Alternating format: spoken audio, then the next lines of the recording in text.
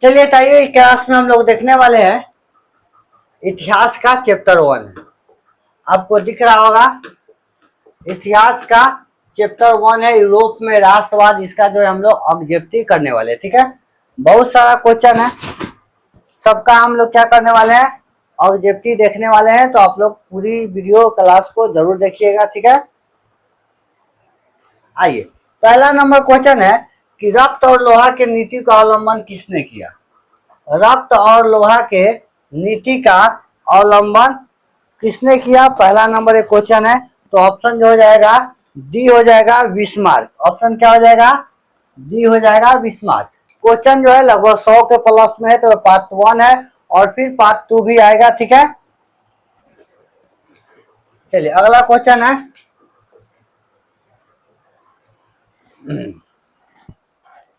देखिए दूसरा number question है कि ऑस्ट्रेलिया का चांसलर कौन था। ऑस्ट्रेलिया का चांसलर कौन था, बिस्मार्क, मेटरनिक, काउंटर काबो, हिटलर। तो ऑस्ट्रेलिया का जो चांसलर था ऑप्शन हमारा बी हो जाएगा मेटरनिक। ऑप्शन क्या हो जाएगा, बी हो जाएगा मेटरनिक। क्वेश्चन नंबर 3 है कि जुलाई 1830 की क्रांति के फलस्वरूप फ्रांस में किस शासन का स्थापना हुआ। चार्ल्स एक, चार्ल्स द्वितीय, लुई फिलिप, अलेक्जेंडर सेकेंड। 1830 के जो क्रांति हुआ उसके दौरान फ्रांस में किस शासक का जो है स्थापना हुआ। तो 3 का ऑप्शन सी हो जाएगा लुई फिलिपी। 3 का क्या हो जाएगा, ऑप्शन सी हो जाएगा लुई फिलिपी। यंग इटली का स्थापना किसने किया। यंग इटली का स्थापना किसने किया, Metternich, Mazzini, Garibaldi, Napoleon. Metternich, Mazzini, Garibaldi, Napoleon. तो ऑप्शन बी हो जाएगा मैजनी। ऑप्शन क्या हो जाएगा, बी हो जाएगा मैजनी।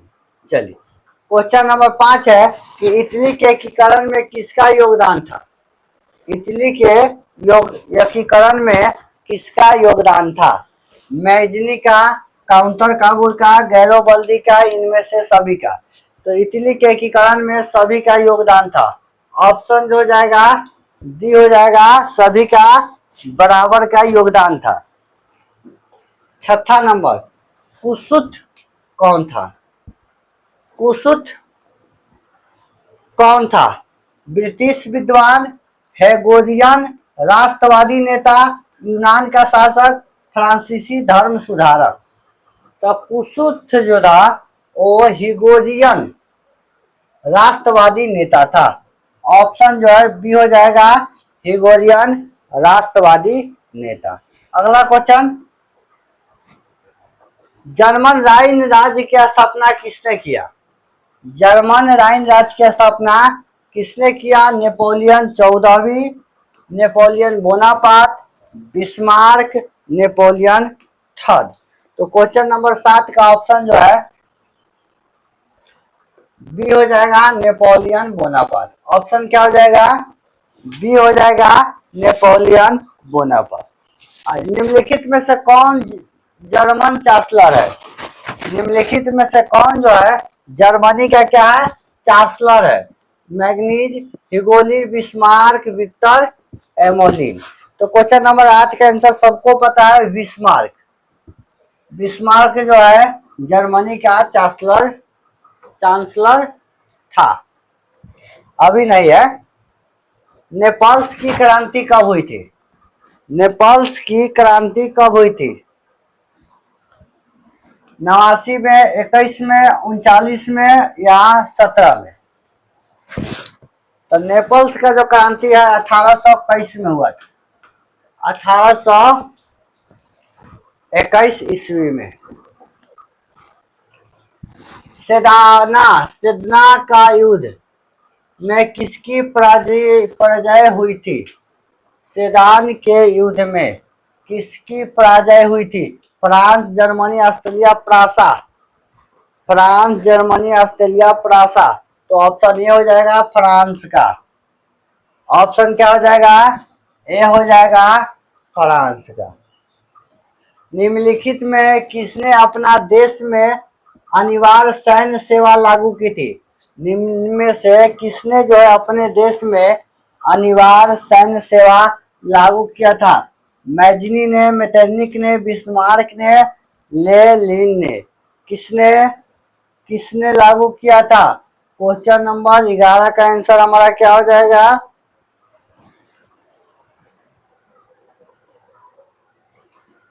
चलिए आंसर जो हो जाएगा 11 का सी हो जाएगा, बिस्मार्क। 11 का क्या हो जाएगा? सी हो जाएगा, बिस्मार्क। ठीक है, अगला क्वेश्चन आप लोग के 12 नंबर हम पेश करेंगे। 12 नंबर क्वेश्चन देखिए, फ्रांस में किस शासक वंश का पुनः स्थापना वियना कांग्रेस द्वारा की गई थी? फ्रांस में किस शासक वंश का पुनः स्थापना वियना कांग्रेस द्वारा किया गया था? हेबर्स, रोमनाओ, असलम या बुर्बो वंश का? तो 12 का क्वेश्चन नंबर आंसर डी हो जाएगा। ठीक है, 12 का क्या हो जाएगा? डी हो जाएगा, बुर्बो वंश का। इटली के एकीकरण का प्रमुख नायक कौन था? इटली के एकीकरण का प्रमुख नायक कौन था? मैजनी, काबूल, गैरोबल्दी, इनमें से सभी।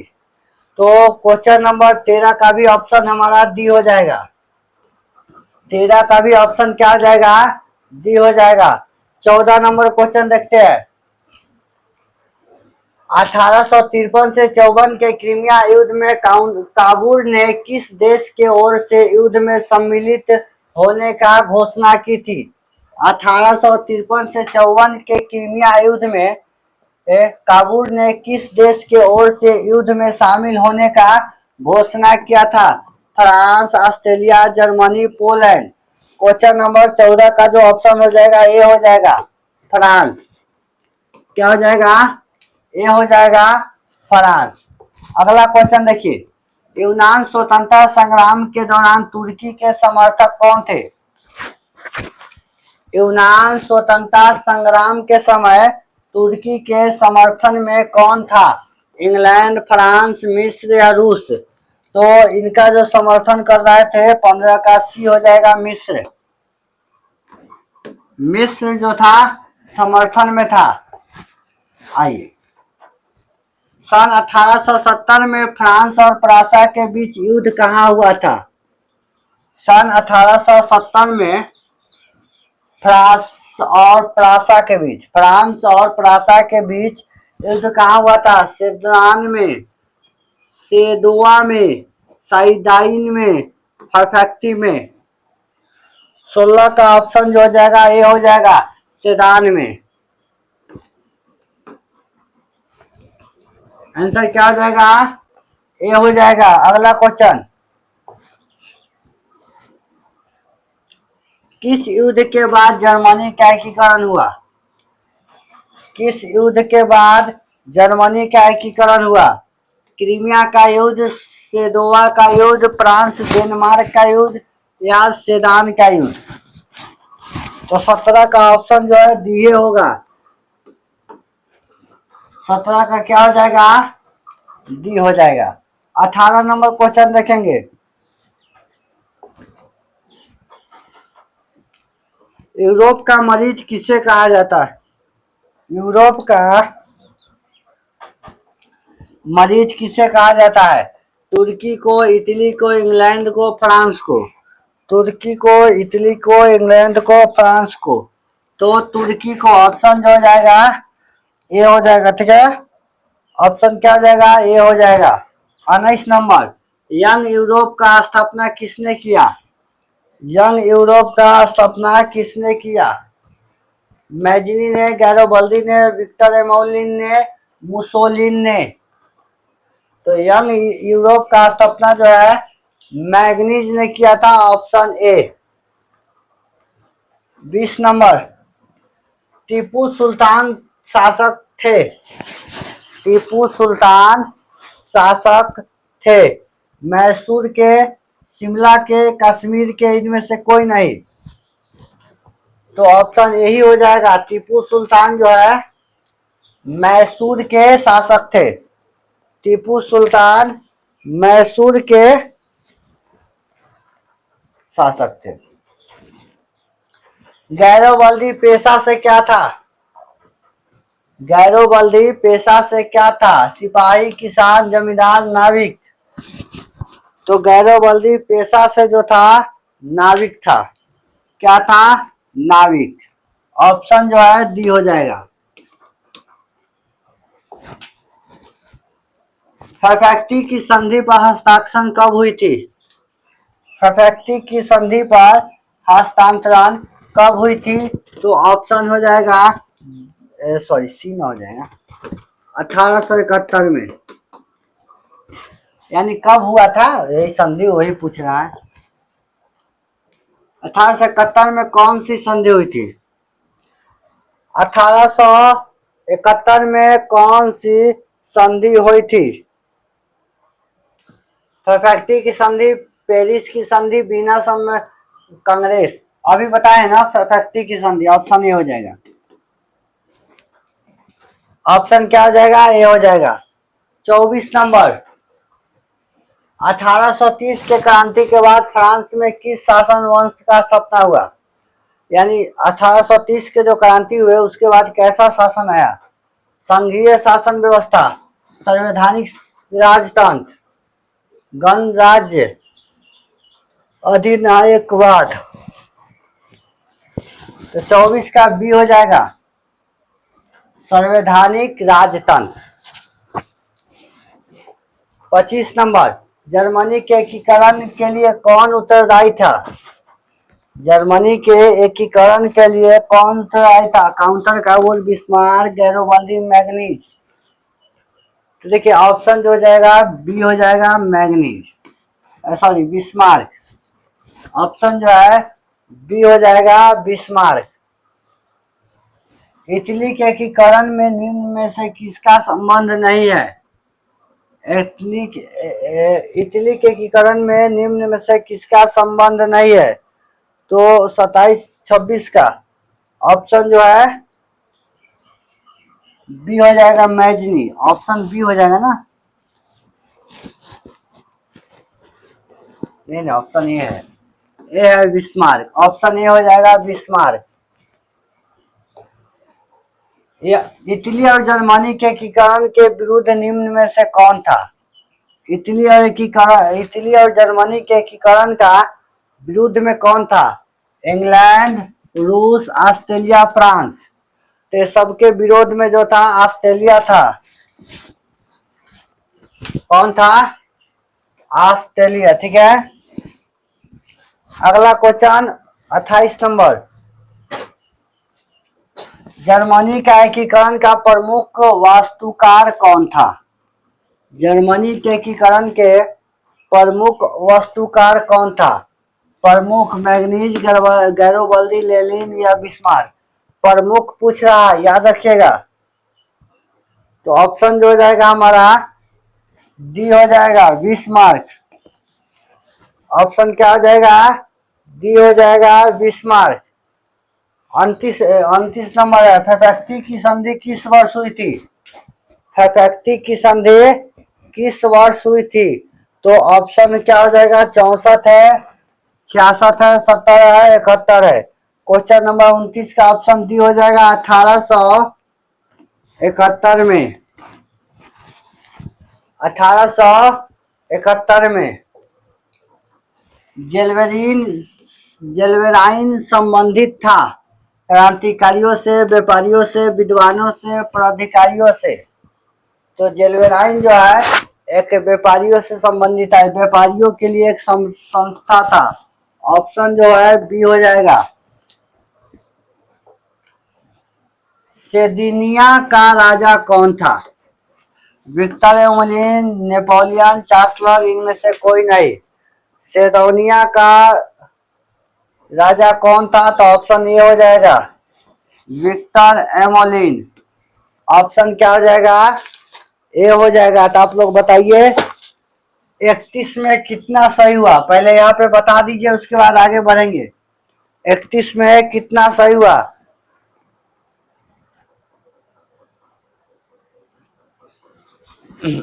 चलिए, वेरी गुड। आगे,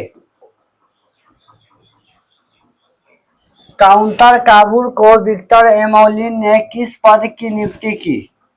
काउंटर काबुल को विक्टर एमोलिन ने किस पद की नियुक्ति की? सेनापति, फ्रांस में राजदूत, प्रधानमंत्री, गृह मंत्री। तो ऑप्शन क्या हो जाएगा? ऑप्शन जो है सी हो जाएगा, प्रधानमंत्री। ऑप्शन क्या हो जाएगा? सी हो जाएगा, प्रधानमंत्री। ठीक है। अगला, वियना सम्मेलन कब हुआ था? 33 नंबर है। वियना सम्मेलन कब हुआ था? 15 में, 48 में, 70 में, 71 में। वियना सम्मेलन कब हुआ था? 33 का ऑप्शन ये हो जाएगा, 1815 में। 1815 में। निम्न में से किसका योगदान से इटली का एकीकरण पूर्ण हुआ? निम्नलिखित में से किसके योगदान से इटली का एकीकरण पूर्ण हुआ? मैग्नीज, काबुल, विक्टर एमोलिन, इनमें से सभी। तो ऑप्शन डी होगा। सबका योगदान था इटली के एकीकरण में। आइए आगे, 35 नंबर। रक्त और लोहा के नीति का अवलंबन किसने किया? रक्त और लोहा के नीति का अवलंबन किसने किया? गैरोबल्दी ने, मैजनी ने, बिस्मार्क ने, नेपोलियन ने। 35 का ऑप्शन सी हो जाएगा, बिस्मार्क ने। चलिए, 36 नंबर। जर्मन राइन राज्य का निर्माण किसने किया?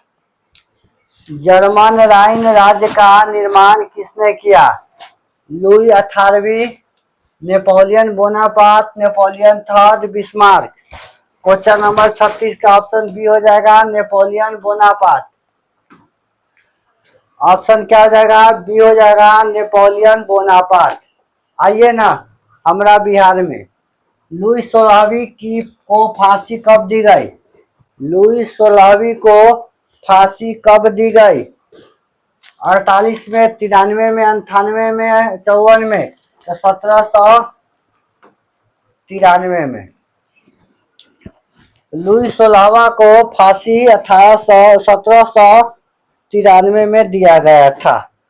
आइए अगला, 38 नंबर। हिगोल किस देश के दार्शनिक था? France, Italy, Germany, Australia. Hegel जो है किस देश का दार्शनिक था? तो ऑप्शन सी हो जाएगा, जर्मनी का। कहाँ के था? जर्मनी का। वियना कांग्रेस का मुख्य उद्देश्य क्या था? वियना कांग्रेस का मुख्य उद्देश्य क्या था? गणराज्यों को पुनः स्थापित करना, लोकतंत्र को पुनः स्थापित करना, राजतंत्र को पुनः स्थापित करना, इनमें से सभी। वियना कांग्रेस का उद्देश्य क्या था? तो 39 का ऑप्शन जो हो जाएगा सी हो जाएगा, राजतंत्र को पुनः स्थापित करना।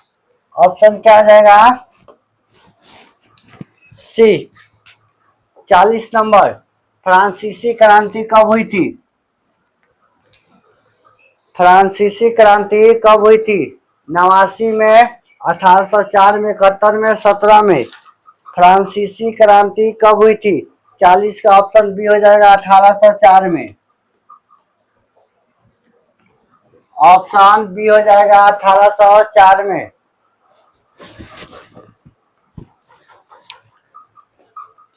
मैग्नी का संबंध किस संगठन से था? मैग्नी का संबंध किस संगठन से था? लाल सेना, कार्बोनारी, डायल, जेलवेराई।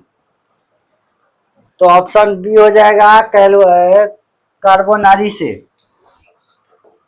42 नंबर है कि राष्ट्रीय आंदोलन का केंद्र जिनेवा विश्वविद्यालय कहाँ स्थित है? तो ऑप्शन बी हो जाएगा, जर्मनी। ऑप्शन बी हो जाएगा, जर्मनी। कुसुत का संबंध किस देश से है? ऑस्ट्रेलिया, यूनान, पोलैंड, हंगरी। कुसुत का संबंध किस देश से है? तो हंगरी। ऑप्शन जो है डी हो जाएगा, 43 का, हंगरी। 44। यूरोपीय सभ्यता का पालन किसे कहा जाता है? यूरोपीय सभ्यता का पालन किसे कहा जाता है? यूनान को, पुर्तगाली को, इंग्लैंड को, पोलैंड को।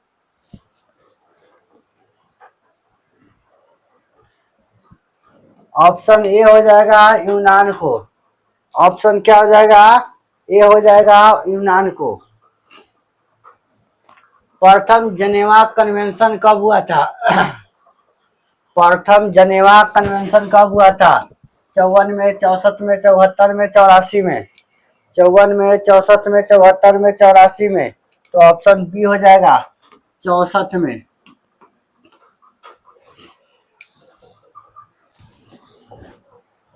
इटली का एकीकरण कब पूर्ण हुआ? इटली का एकीकरण कब पूर्ण हुआ? 61 में, 71 में, 20 में, 17 में। तो 1871 में। 1871 में। लुई फिलिप किस देश के शासक था? लुई फिलिप किस देश का शासक था? जर्मनी का, फ्रांस का, ऑस्ट्रेलिया का, इटली का। तो ऑप्शन हो जाएगा बी, फ्रांस का।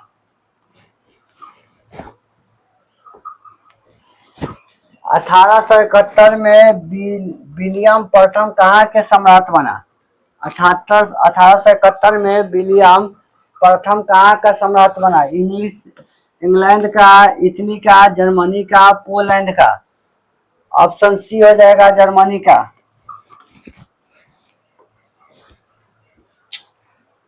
49 नंबर, बोहियम निम्नलिखित में से किस देश का अधीन था? बोहिमिया निम्नलिखित में से किस देश का अधीन था? ऑस्ट्रेलिया, यूनान, तुर्की, पोलैंड। किस देश के? 49 का ए, ऑस्ट्रेलिया। 50 नंबर क्वेश्चन देखते हैं। किस संधि द्वारा जर्मनी का एकीकरण पूरा हुआ? किस संधि द्वारा जर्मनी का एकीकरण पूरा हुआ? तो ऑप्शन हो जाएगा डी, फैक्ट्री की संधि द्वारा। फैक्ट्री की संधि द्वारा। तो पार्ट 1 में 85 रहने देते हैं। पार्ट 2 में जो है 50 और क्वेश्चन बचा हुआ है, कर लेंगे। हमारे चैनल को सब्सक्राइब कर लीजिए। व्हाट्सएप ग्रुप से आप जरूर जुड़ जाइएगा। इस पे लिंक दिया हुआ है, नीचे डिस्क्रिप्शन में लिंक है। नंबर पे भी SMS करके जुड़ सकते हैं। बाकी मिलते हैं किसी और क्लास में, तब तक के लिए जय हिंद।